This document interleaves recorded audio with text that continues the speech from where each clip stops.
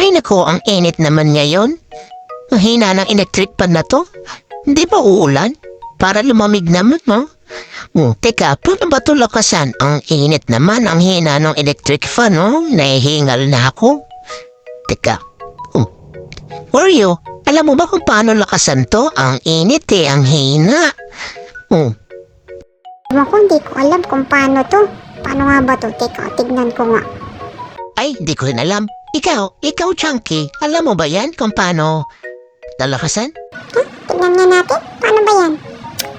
Ewan ko, di ko rin alam yan eh. Teka. Tignan ko nga din. Ay, ewan ko din. Wag na nga na. Maglaro na lang tayo. Ay naku, Mima. Baka naman, pwede tayo mag-earphone siya, no? Kuwawa naman kami, oh. Hihingal na kami, ang init, oh.